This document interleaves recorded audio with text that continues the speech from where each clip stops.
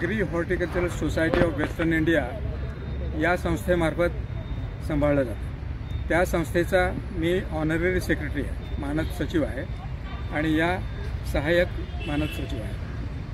अनुपमा बर्वे, माझं नाव सुरेश पिंगळे। आणि हे प्रदर्शन 24 ते 27 जानेवारी या 4 दिवसामध्ये एम्प्रेस गार्डनमध्ये भरवलं जाते।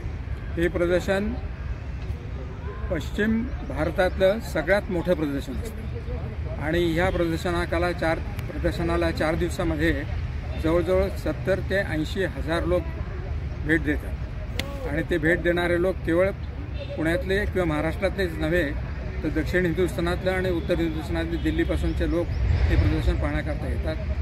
त्याचबरोबर या प्रदर्शनामध्ये पुष्कळ फुलांचे प्रकार ठेवलेले असतात, त्यामध्ये गुलाबांचे फुलांचे प्रकार असतात, त्यांच्या स्पर्धाही घेतल्या जातात। आणि हे निसर्गावर प्रेम करणाऱ्या लोकांना मदत व्हावी म्हणून ही रोपं येणारे विक्रेते, नर्सरीवाले, त्याची औषधं, खतं विकणारे सगळे व्यापारी इथे आलेले असतात।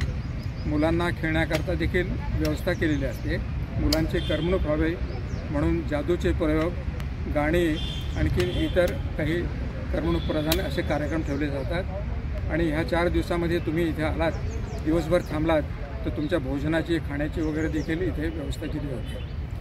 असा हा 4 दिवस फुलांचा एक महोत्सव म्हणा किंवा मोठा एक मेळावा भरलेला असतो एम्प्रेस गार्डनमध्ये। फुलांचे काही प्रकार सांगू शकता? एक सेकंद। मी अनुपमा बर्वे, मी ह्या इथे जॉईंट सेक्रेटरी म्हणून काम करते यांनी सांगितलेल्या संस्थेमध्ये। फुलांचे प्रकार मुख्य म्हणजे इथे जो फुलांचा मांडव असतो त्याच्यामध्ये गुलाब मुख्यत्वे करून असतात। आणि बाहेर म्हणाल तर इथे बाहेर सगळ्या तऱ्हेची रोपं असतात, शेवंती, डेलिया, गुलाबाचे तर सगळे प्रकार असतातच। शिवाय आसामवरून कॅक्टस, आणखीन सेक्युलन्स आणि ऑर्किड्स येतात, तर ते मुद्दामून तिकडनं इथे स्टॉल घेतात आपल्याकडे, कारण ऑर्किड्स आपल्या इथे हल्ली बनवतात पण ओरिजिनली ऑर्किड्स थंड प्रदेशाची आहे, तर तिकडचे ऑर्किड्स ते इकडे घेऊन येतात।